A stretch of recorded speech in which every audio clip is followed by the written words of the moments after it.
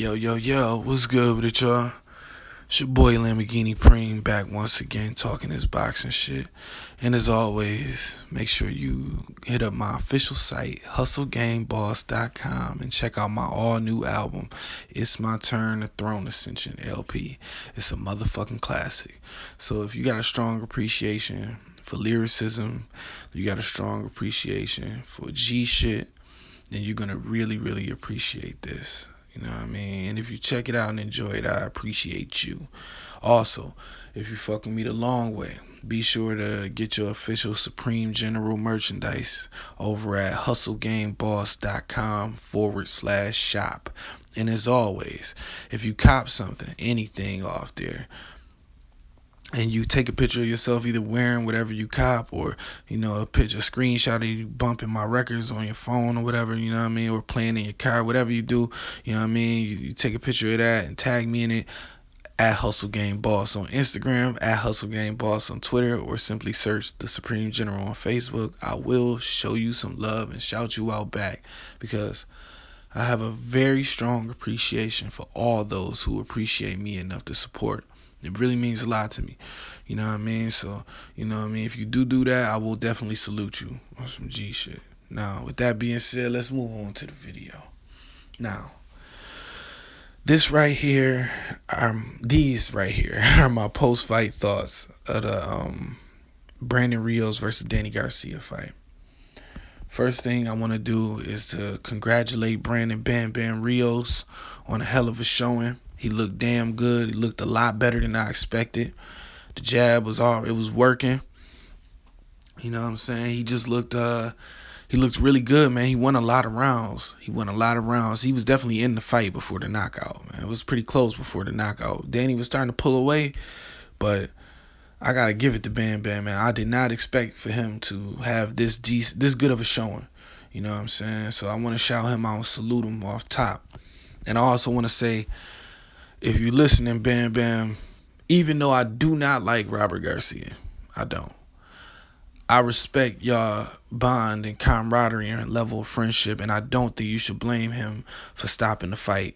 Even if he did stop, I personally thought the ref stopped the fight. It looked like Kenny Bayless stopped it before Robert could get in and do anything.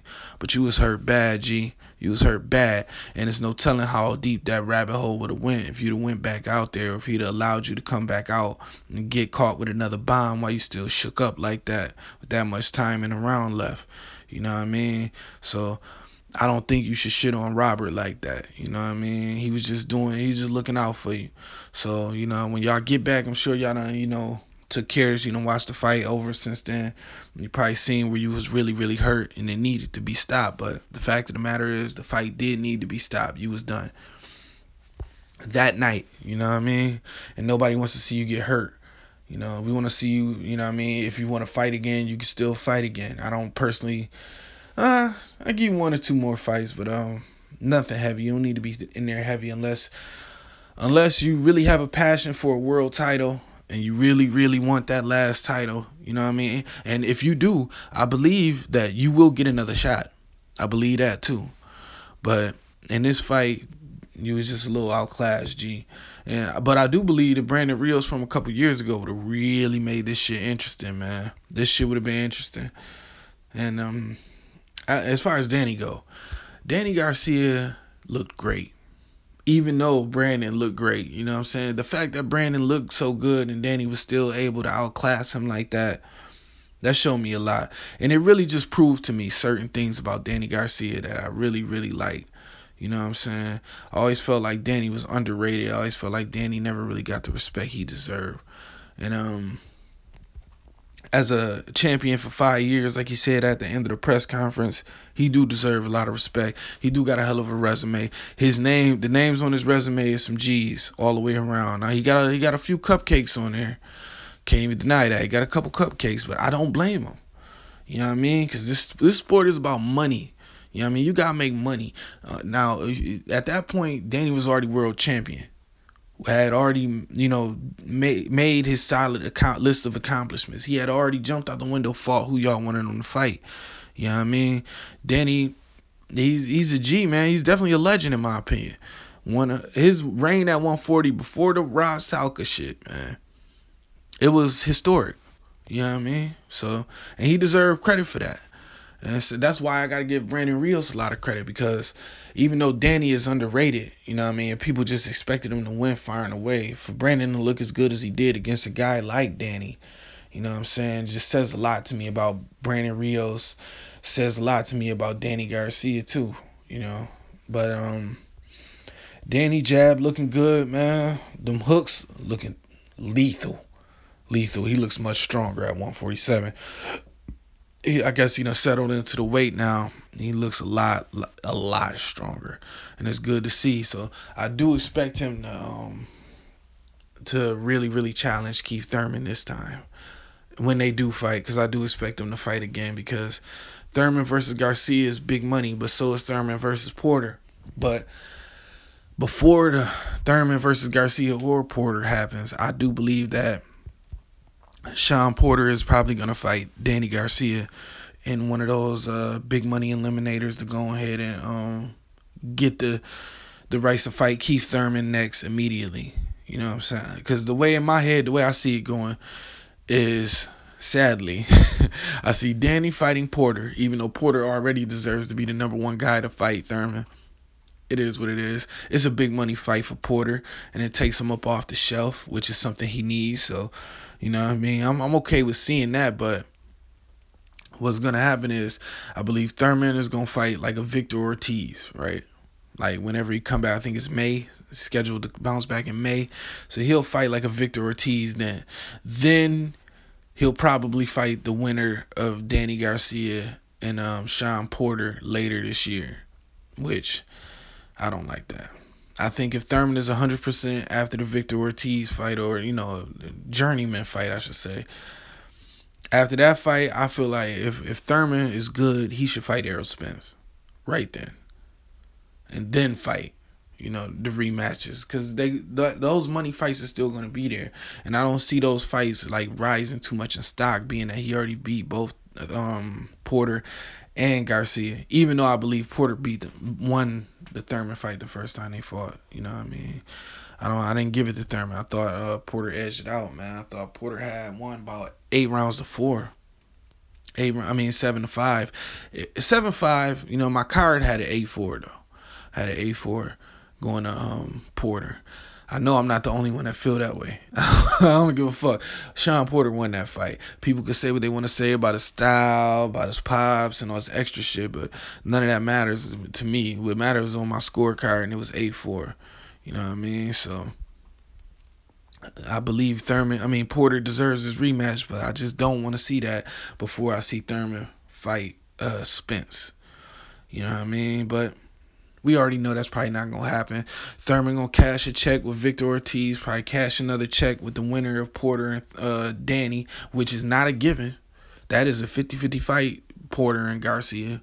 Garcia, earlier in his career, when he first moved up the welter, he was fooled for a guy like Porter. But right now, he might still be fooled for Porter, because styles make fights. But I'm just assuming, man, with the amount of time that it's been, and the ability Danny has had to settle into the weight, I believe he won't be bullied as easily as he would have been before when he was just acclimating himself. So I think that fight has become more interesting over time. So that's a 50-50 fight, and you don't know who's going to come out of there the winner, but it will be a guaranteed big money fight for Thurman. And I know nobody's going to agree with this, but I believe this fight with Thurman and Spence makes more money right now. Well, not right now, but after his tune-up fight this year, I believe that fight do big at the box office, man. People underestimate the fact that competitive fights make money too. You know what I'm saying? It's not always just about a name. If it's a competitive fight and one of the guys has a decent name, people are going to watch it, You got the belts involved. This will be a unification. You got two of the best going at it. You can't overlook that when, you're putting these fights together. You know what I mean? I personally, if I know that, let's say Keith Thurman smoked Victor Ortiz in May, and then like in October, November want to fight a Spence, and it goes to pay-per-view, I'm definitely buying it. You know what I mean? I ain't tripping on it. So But at the end of the day, we expected Rios to lose, but we didn't expect him to have such a good showing. So I want to shout him out for having such a good showing, and I'm looking forward to see what he do next. I'm a fan. I fuck with him. You know what I mean? And even though I don't particularly care for Robert Garcia, I gotta say, and Brandon Rios, I think you should stick with Robert. He does. He does really. You both do y'all best when y'all with each other. You know what I'm saying? And you shouldn't be so hard on him behind this stoppage, dog. You really shouldn't. I understand you was hurt. I understand you was pissed off, and you had just lost the fight. And you feel some type of way. But at the end of the day, dog, it wasn't his fault. He did what he was supposed to do, and he didn't even stop the fight. It was Kenny Bayless, G. So, what I mean? I hope y'all boys can work through it, man, because I always like to see. I always feel like people with those kind of relationships, man, they shouldn't. You shouldn't let them sour over nothing like this, because this is just a misunderstanding, man. Total misunderstanding. You know what I mean? And hopefully Robert let that racist shit go. You know what I'm saying? And then become more of a better person. You know what I mean? Then I'll start fucking with him a little bit heavier. But as of right now, man, I'm good on Robert Garcia. But I'm always gonna respect the game and call it how I see it. You know what I mean? Even if it's motherfucker I don't like.